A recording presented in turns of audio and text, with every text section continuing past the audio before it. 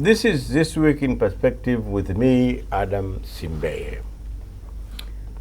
Water is an important sector, and we're here to try and discuss the question of water, that's supply, availability, quantity as well as quality, and to see how far successive administrations since independence have been putting emphasis, allocating resources, and coming up with the strategies to make sure that citizens get enough clean water. So today, I'm privileged to have 4 panelists here who will help us understand how far we are in terms of the provision of water and the importance of the water sector, and how the Fifth Phase administration has been addressing these issues. So today I'm joined on my right by Engineer Wilhelmina Malima, a senior executive of an NGO called SAWA, Sewage, Water, Sanitation. Participated in the program before. She will help us to address issues of water and why Dar es Salaam is so dirty and smelling, and the drainage in town and whatever, is that scarcity of water or not. Then Professor Kitila Mkumbo, well, Permanent Secretary, Ministry of Water, formerly with the University of Dar es Salaam, Faculty of Education, and a founder member of this program. Then left is Dr. Opportuna Kweka. She's a senior lecturer at the Department of Geography and Population Studies, College of Social Sciences, University of Dar es Salaam. Last but not least, George Kabwera, who is an analysis and research expert with the EWURA.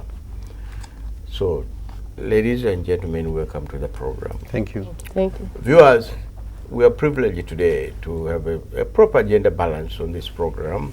As you can see, 2 ladies on right, my left, which is sometimes very unusual to do this, but I'm very happy today. We have 2 ladies who are participating on this program, although Dr. Kweka for the first time, but Engineer Malima for the second time.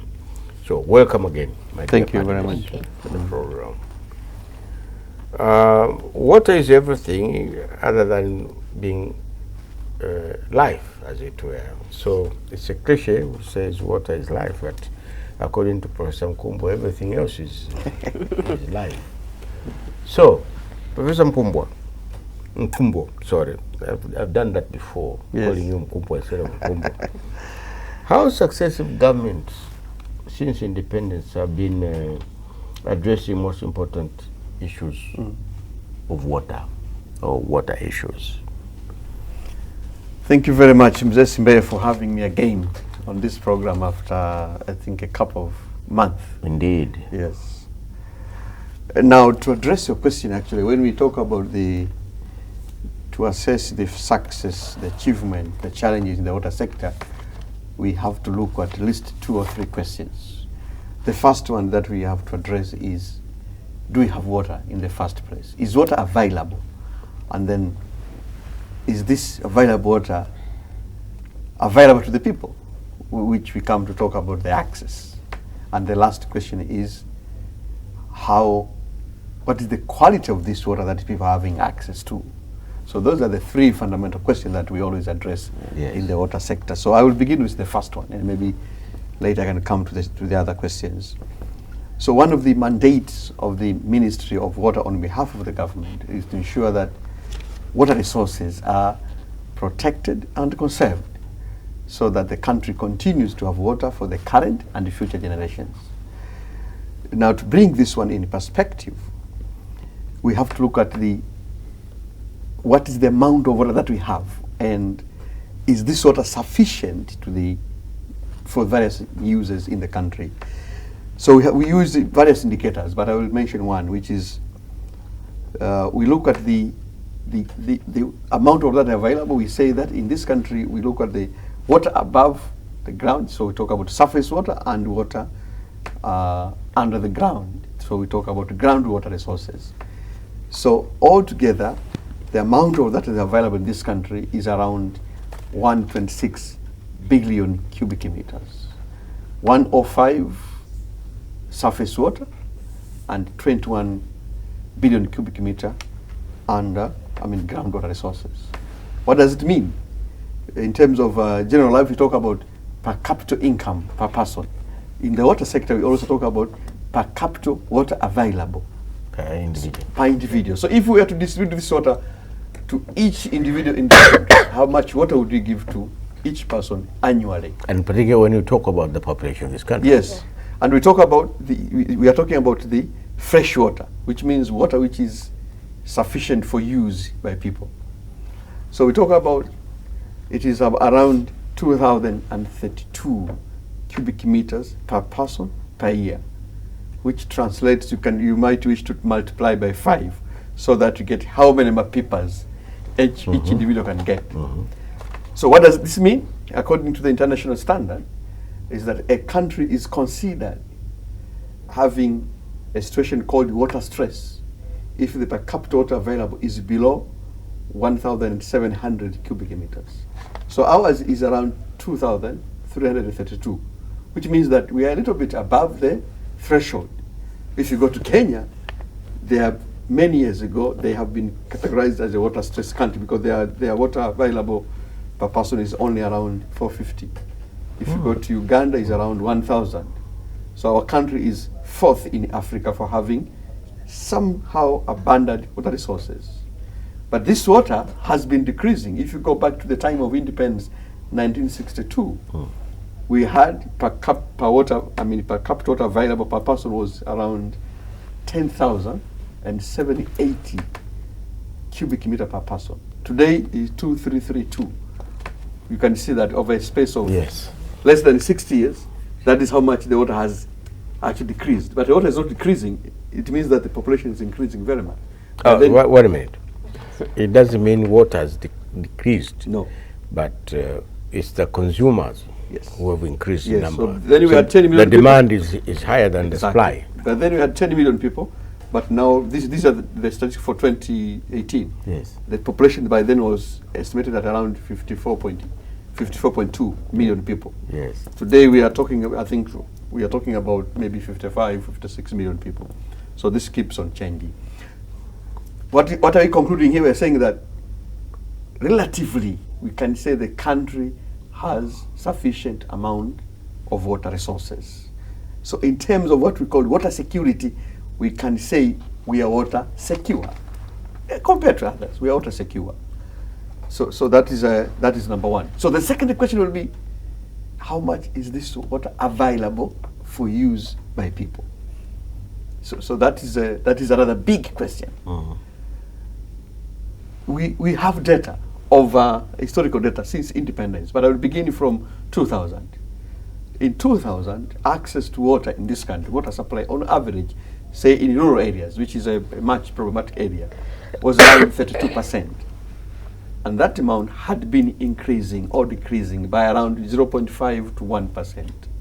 So that by 2010, we were talking about in rural areas was around 47%.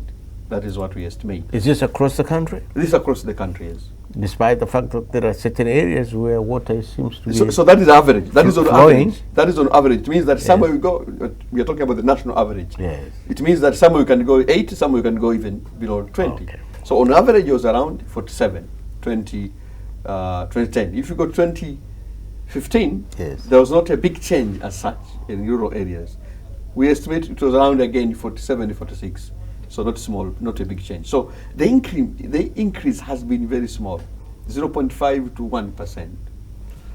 But this year, 3 sets of data were released.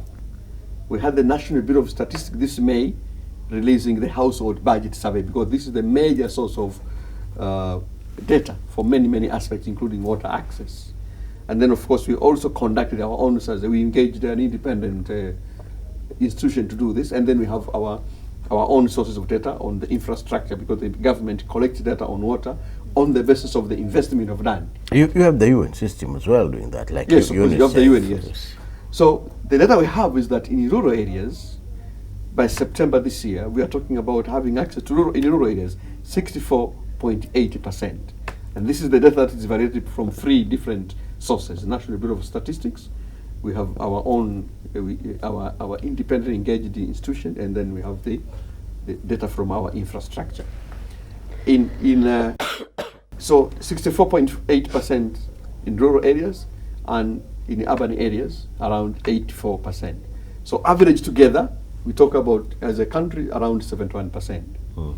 And this data varies from one place to another. For example, if you go to Iringa town, water coverage in Iringa is around 93%. If you go to Moshi, it's 100%. If you go to Tanga, it's 97%. If you go to Longido, just in July this year, was only 15%. Oh dear. If you go to Bariadi, it was around 30%. So it varies from one place. You go to Singida, your home? Singida.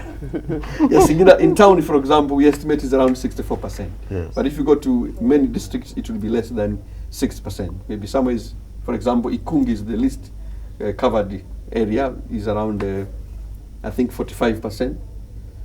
So this is the figure that we are talking about. How about Southern Highlands?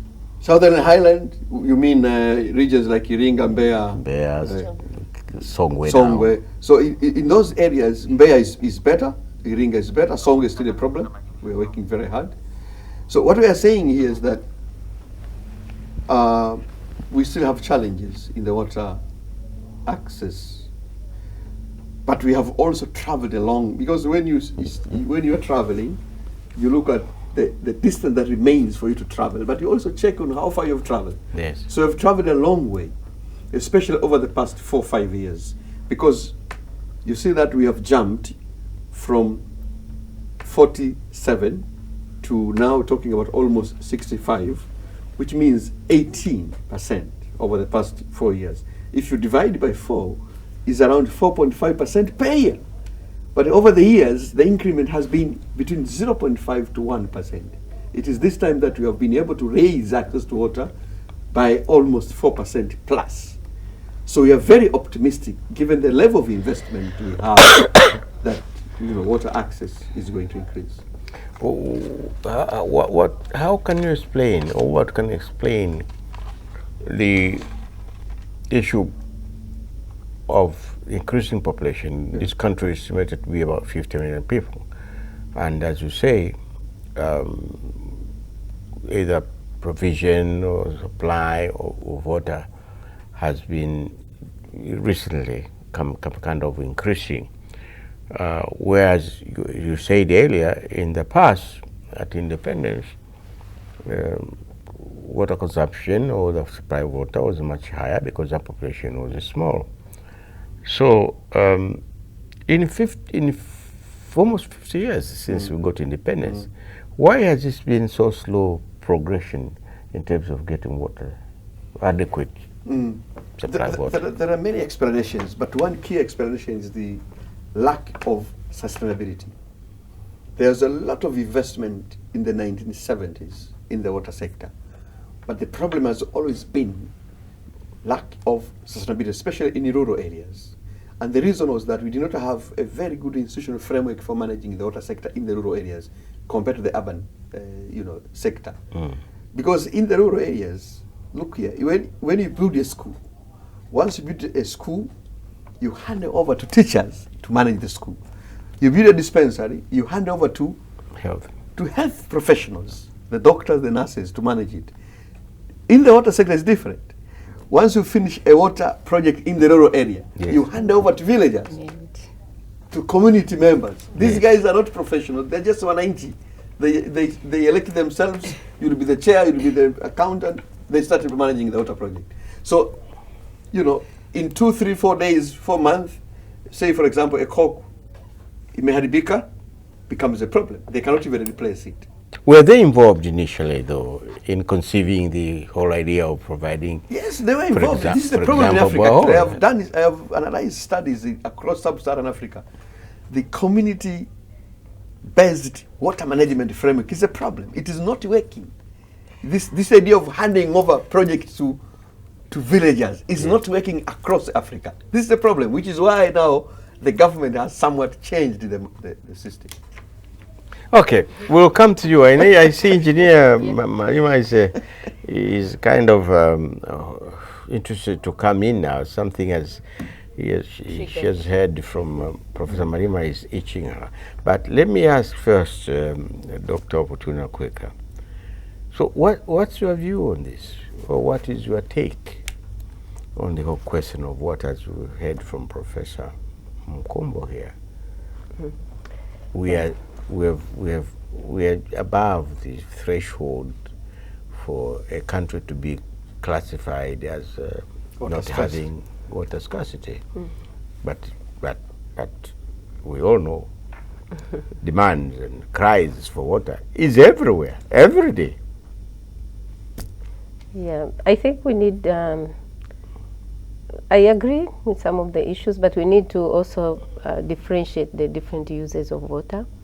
Are we talking of water for domestic? Are we talking of water for irrigation? I think he gave an overview of the country. And in addition to what he said on access, I think we should also think about availability. You can increase access, but availability is also an issue, and also affordability. So there is the question of poverty that comes in, but there is also the question of climate change and climatic changes. So when he was talking, I was thinking also we should also think about the decreasing in amount of water as a result of climate and climatic changes. But again, on what kind of water are we talking about? Is it for industry or domestic? There's also the issue of safety, safe for drinking water, and of course, the government, I understand, has done a lot, but I see maybe in the network system, there's still a problem. There's a lot of leakage of water that is already treated. You mean wastage?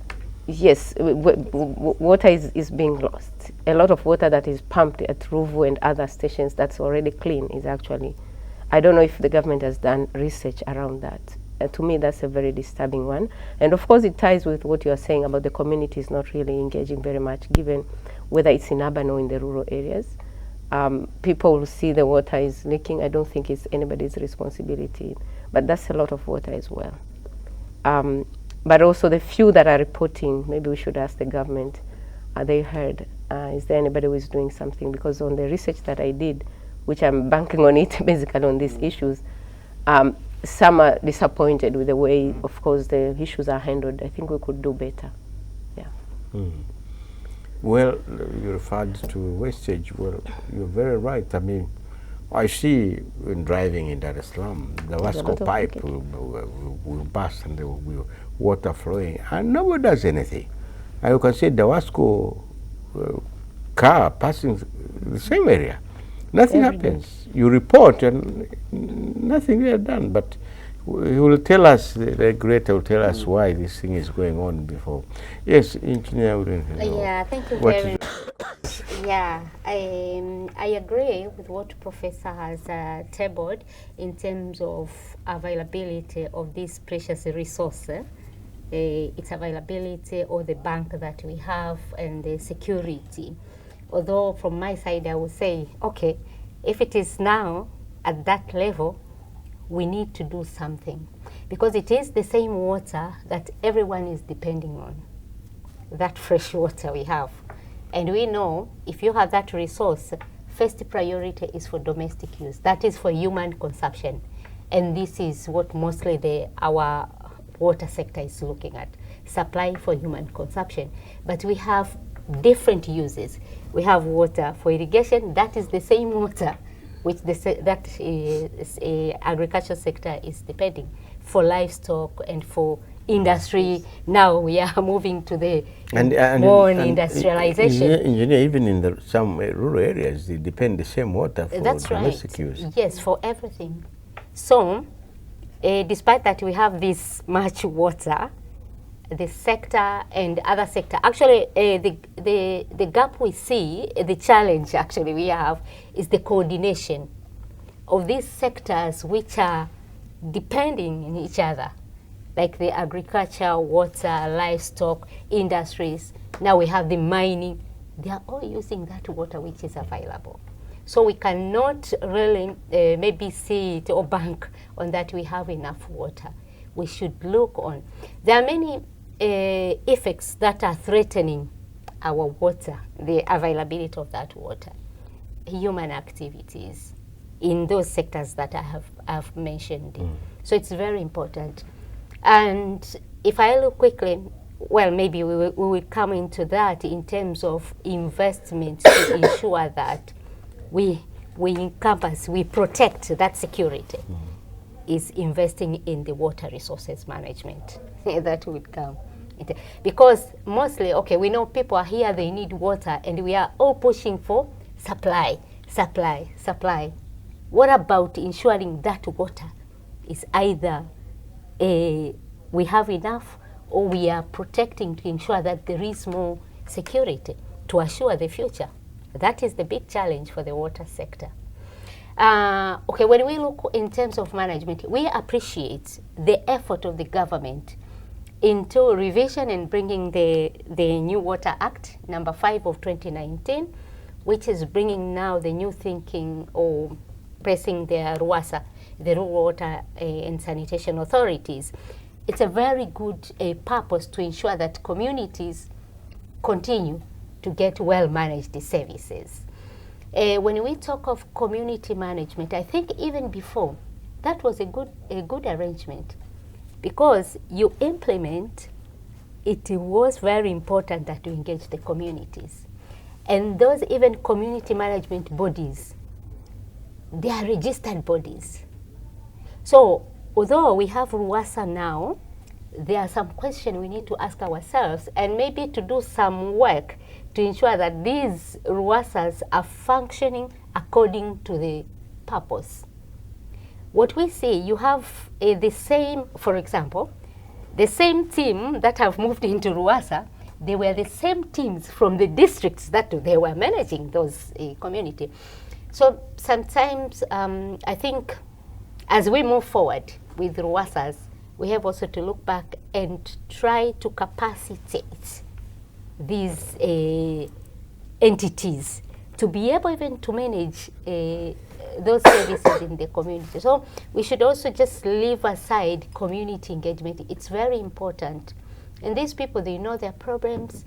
They know who are the enemies around the services, for example, like people who vandalize the systems. And that, for me, that is something that worries. If we take, okay, RWASA, you will go and implement, maybe you will have water technician before having, like with the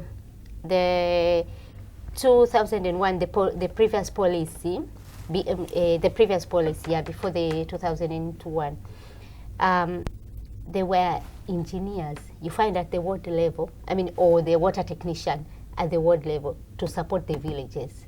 And that model was closely, we went into supporting communities to be able to participate in identification of their problem, of their project, implementation, contributions, and then management.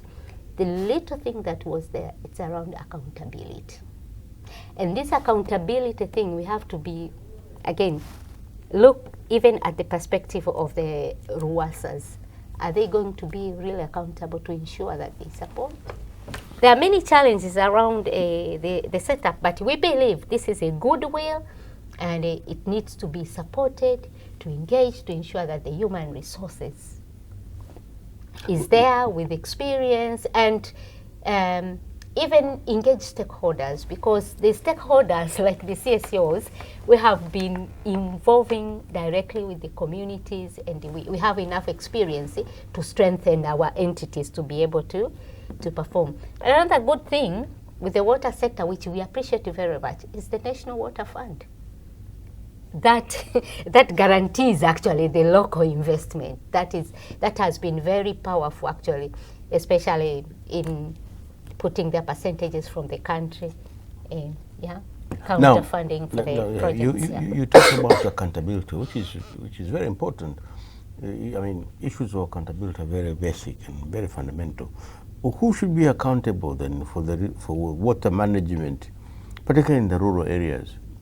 Professor who said the rural people sometimes they just get a borehole. It's on a silver plate. They have water supply, but they don't care. A tap bus or a cork is not working. They wait for the government to come and do it. Now, who should be more accountable? His ministry or the Rural Water Supply Energy Association authorities or the individual villagers? Both have to be accountable, the duty bearer and the right holder. we all have to be accountable. If the community is getting the service, of course, I understand that the project is not just put without involvement. Involvement, participation are key. And the policy, the current water policy is very clear. Contribution, participation, it's very clear. So in that way, it was giving the ownership, but that sense of also accountability. What was lacking in the current, you find, for example, you have a partner has come to put to support the community, okay? As usual, you identify the contribution, and they would contribute. They would dig up the trenches for laying the pipe. They would come to lay the pipes themselves. Okay, you will bring expertise, the plumbers, like the surveyor, all that. You work with the community, build their capacity. In terms of accountability, so what I say, for example, now you have this community management body. They were supposed to report, for example, reporting to the district on their finances. You mean to the district councils? And the district council through water engineer's office. And then even the auditor from the district was supposed to come and audit this body because they are legal registered entities, the COSOs, the community-owned water supply organization. Yes. Of course, now has changed. So when we talk of accountability, it is both sides. And that need capacity development also. Would you say then all stakeholders in the water sector? All stakeholders are accountable. But when you come to that specific part, it cannot be blanket. They have to know, okay, we have this infrastructure. This is a borehole with a network. This is the hand pump. What should we do? What is our role? What is the role of RUWASA now? Now we will have RUWASA. What can you explain? I'll come to you, George. What can you explain the citizens or the community complaints or demands and cries for the supply of water? Somewhere NGOs with the help of the ministry will send in a water borehole diggers or drilling to provide the hole, but after a while the borehole becomes empty, the well becomes empty, there's no water. Why? Is it because no feasibility study was done before to find out the number of the quality of water down there, or what? That is part of accountability.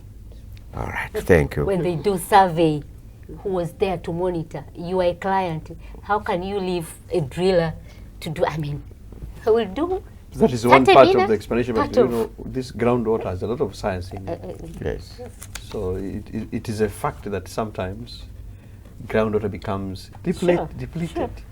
It is just a fact that you have water today, a certain amount, but after some times you have depletion, and it all depends on recharge. Yes. For example, now we have a problem of water recharge underground because of the changes in the climate. Yes. In the climate, rains are becoming much more scarce So there are a lot of issues to explain all this. Yes. I have personal experience in my village in Mpozi. I have a not deep well, but shallow well, which was dug by your ministry many years ago. When I go during the summer, I don't have enough water. But if I go after the rains, Plenty. I get plenty of water.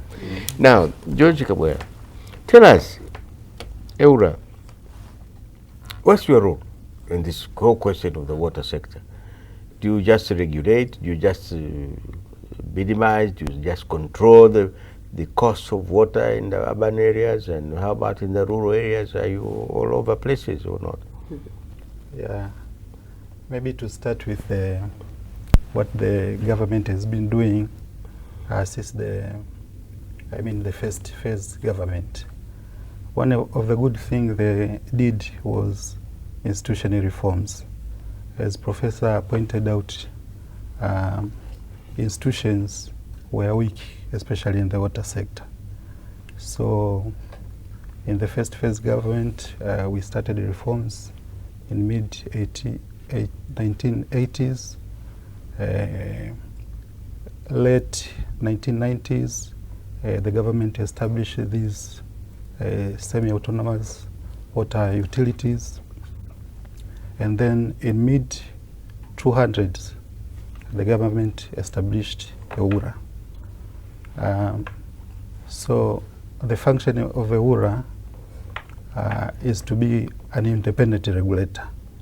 That means it has to issue license, it has to regulate rates and charges, and also overall it has to balance the interest of both service providers and the consumers. So our role is to stay in between, to balance the interest of both stakeholders. How do you come in with these utilities like Dawasco or Dawasa in Dar es Salaam, where pipes are cut off or they've done something and then the bills keep on flowing, and very high bills? What do you do? Yeah, of course, one of the role is to make sure that these water utilities don't lose the water that they produce. As a regulator, through setting tariff, we come up with conditions to ensure that these water utilities minimize water losses. For instance, when we take in the formula of setting tariff, one component which is in the formula is water losses. So we set targets. For instance, if we determine a 3-year tariff, we say that the first year water loss will be, say, 50%. But next year we give you a condition that water loss should decrease, let's say, to 40%. And the following year we say that you have to reduce water loss for 30%. So water loss is part and parcel of water tariff setting. Okay. Professor Mkumbo.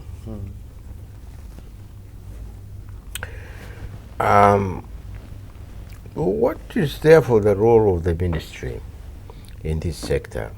Much as what you have said is understandable and appreciated, have the roles of the ministry been changing over time? I mean, I don't assume that after independence under the first phase administration, the role of the Ministry of Water is the same as opposed to today under the fifth phase administration.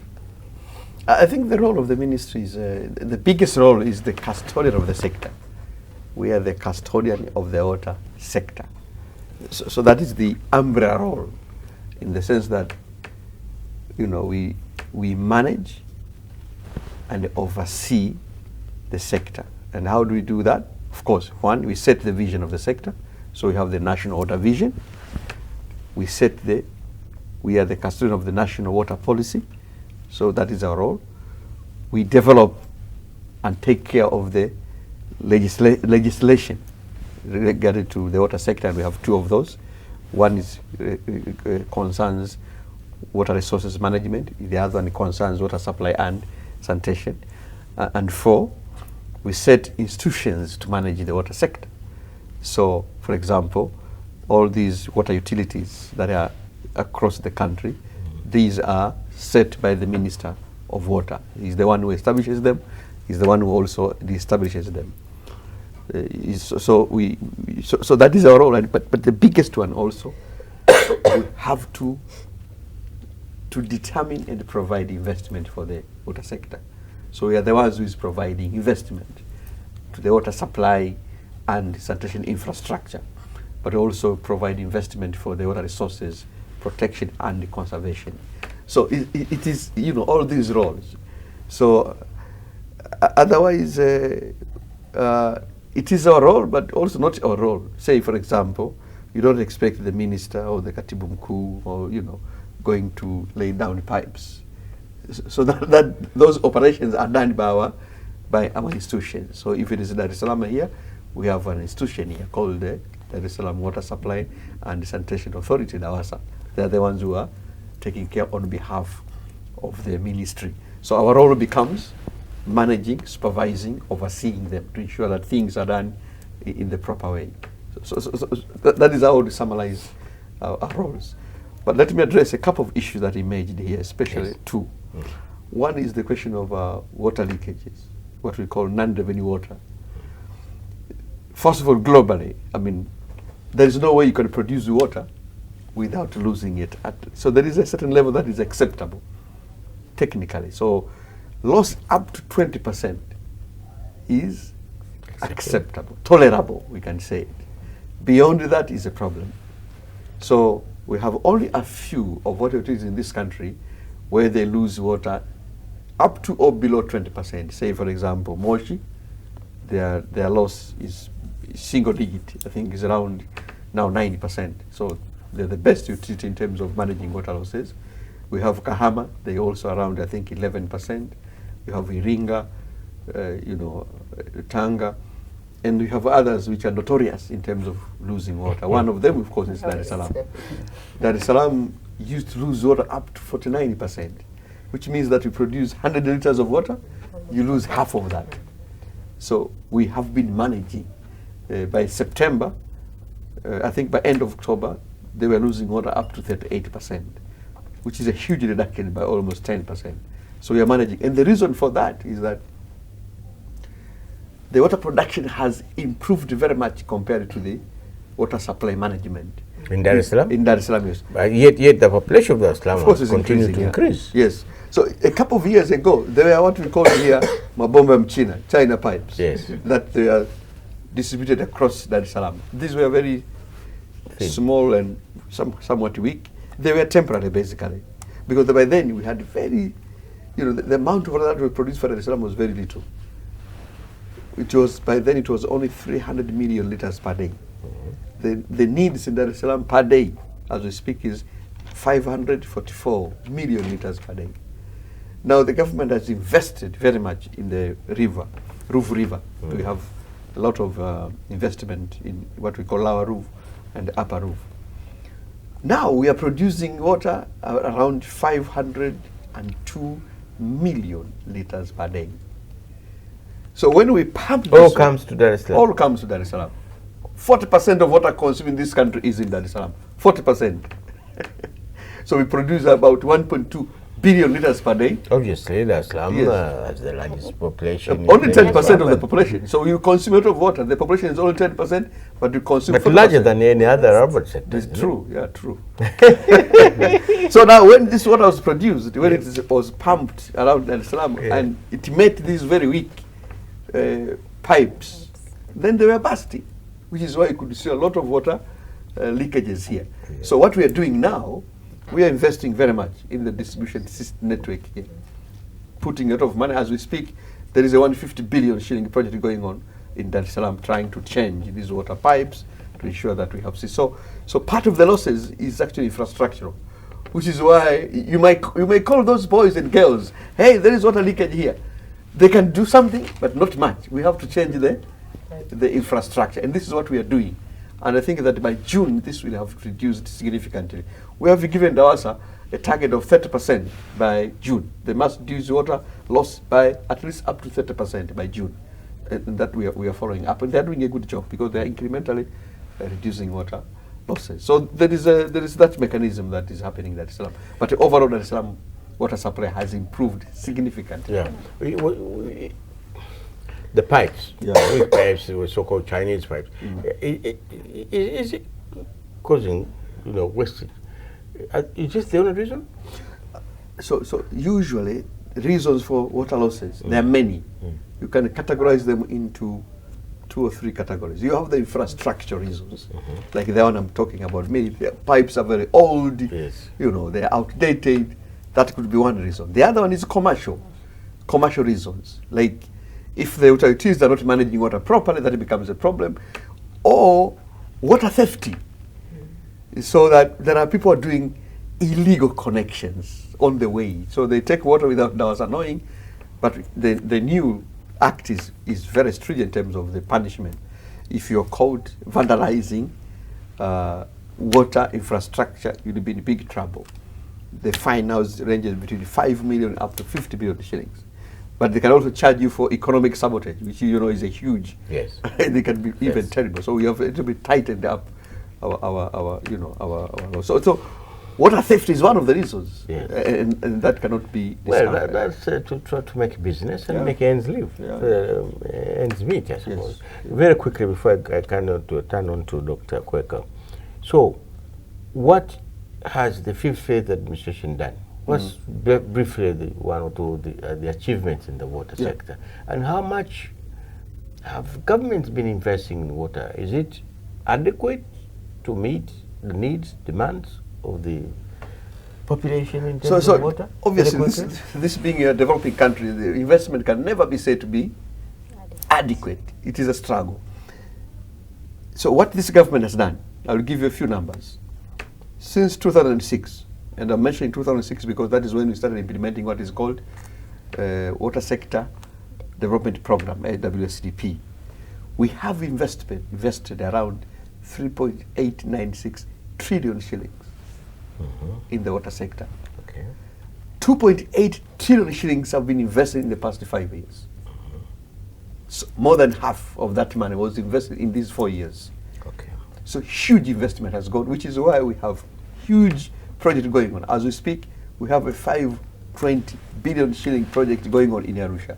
Arusha now, the coverage is only 40% as we speak.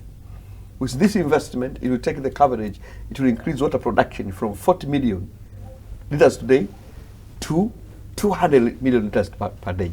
100% coverage.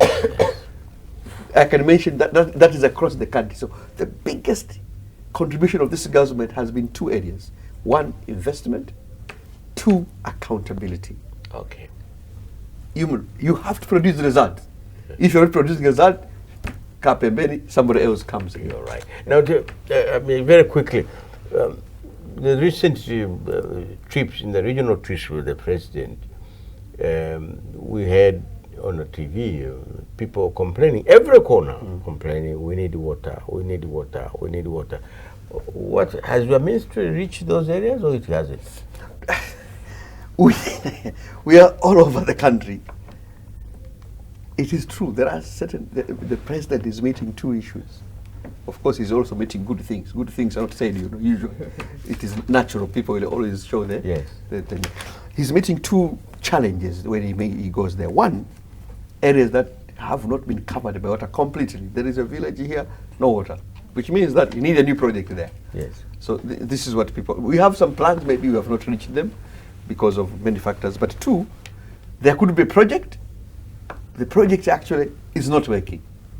And we have around 108 projects across the country that they were started being implemented around 2010. We call them notorious projects. It means that, I mean, you have very bad contractors, the project was poorly designed, and the water sector is a problem because it's like blood. If you mistaken in one area, the entire system will fail. Yes. So those are the issues that but we're working very hard in terms of addressing them. So it is a tough sector, but we are also very tough. All right.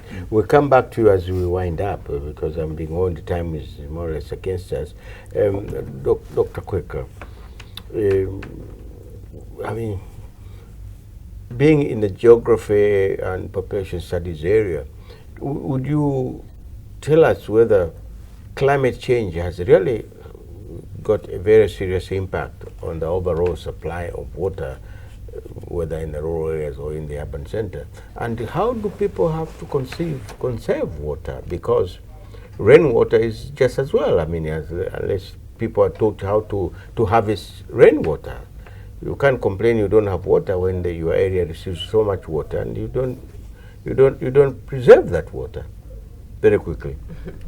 Yeah, it's true. Climate change has made impact on the availability of water, both in the rural and in the urban areas, and actually in two ways.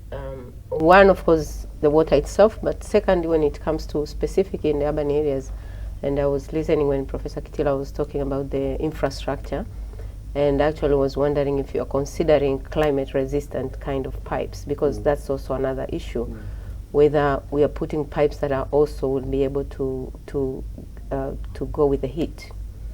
That's another issue. So in two ways. So availability from the rural, which we are missing, but of course we know that a lot of water is still going into the ocean. We're not tapping all of it. Of course we've increased, but we're not tapping all of it. When it comes to conservation, I think that's where there is a huge problem. I think irrigation infrastructure that we see, they also lead to a lot of loss. We know there are different types of irrigation systems that can also conserve the water. I think the most common one that I've seen is they're called Israel, which is called drip irrigation, which is the best. So maybe it's an issue also of advising those who are doing irrigation the best way of using a little amount of water, because a lot of it is losing. That is one. But second, also conservation at the household level, which I see that is not happening. Recycling. How about protection of water sources? Protection? Yes. Yeah, protection in terms of the water sources themselves. Like I remember the springs that I used to see in my rural have all disappeared. So probably we need to get, but there are good examples where villagers have come together to plant trees and water started coming out. So those are examples I think the country should follow and insist. Okay. Yeah. Since we'll be winding up in the next few minutes, I want to come back to you. Okay. I want you to tell us something, and then I'll go this way. We'll finalize with Professor Mkumbo. So what, in your view, are the challenges or the major challenge or even opportunity for really addressing the question of water and all what we've discussed here? Quickly. Okay, I think the main opportunity that we have, first of all, as Professor Mkumbo has already said, is the security that we have. So Tanzania is blessed with a lot of water, trees that is also producing water. But we need to be careful to create awareness on conservation, but also to reduce also conflicts of water use. I don't know to what extent what we are seeing in urban and other places is because of the conflicts. And now if we are moving towards industrialization, we also have to be a bit careful as well on water that is allocated for industries and water that will be allocated for household level. But awareness creation and conservation should be. Thank you very much. George Kabwe, so what's the challenge, either in regulatory activities and the supply of water? How do you balance that? I think, sorry, as other speakers have said, one of the big challenge is water shortages. And I mean lack of water sources. And that is because of the institution that we set up before. You find a water utility has been established, but very little in terms of water sources. So I think the government now is doing commendable job of trying to combine these water utilities in order to achieve economies of scale, so that when you have a bigger water utility, it is likely that we will have enough water sources in there. All right. Yeah. Thank you very much. Oh, Engineer Naima, Yeah. what is the challenge? I know you have so many, but we I don't have much have many. time. But Yeah. let's hear one major one. That's right. With an interest of time, the big challenge I see in our sector, with all these good developments, it is ensuring we have enough and capable human resources to run what has been put in place. The first thing is with the RWASAs coming into combining the services or expanding the area service for the urban water utilities. It's very important to ensure that we have enough capacity to be able to address those challenges to the outskirts of the original area of operation for the utilities, because we are worried if really available capacity would be able to address those issues. That is very critical. Okay, but you don't mean that we should train more We need water engineer, hydrologists, or train. technicians? It is training, put in place reasonable or professional people. For example, in the water resources management, there were a group of environmental engineers in the basins to manage water resources, and it's unfortunately these people now have been taken out. So in particular, under the water resources management, there is a threat of the people with the knowledge, the hydrogeologists. All right, capital, human capital capital. resource requirement. Professor, very quickly. So for us, challenges. Overall, what are the challenges? Yes, having And challenges to us is not a opportunities. challenge. The challenge is not addressing them. So yes, we have challenges. We are aggressively addressing them. And one of the challenges that we are addressing is investment. And I wanted to use your platform here to invite investors to come and join the government in investing in the water sector. It pays. because they're improving, do you mean you invite the private sector? Yeah, How private about sector. the PPP? All those, Public-private sector yeah, participation. exactly. Are you encouraging that? We are encouraging it very much. Our national water policy encourages and allows and opens opportunities for, government, private sector partnership in the water sector investment. What will be in there for them? For the private sector, for example? Yeah, for them, for example, if they team up with our water utilities, Yes. they invest, and then because water is not just a service, it is also business. Product. So it means if they invest, they can do business with our water utilities. So they put money here, they'll be reaping money the next many years. So there are opportunities there. Okay. Another? Very quickly.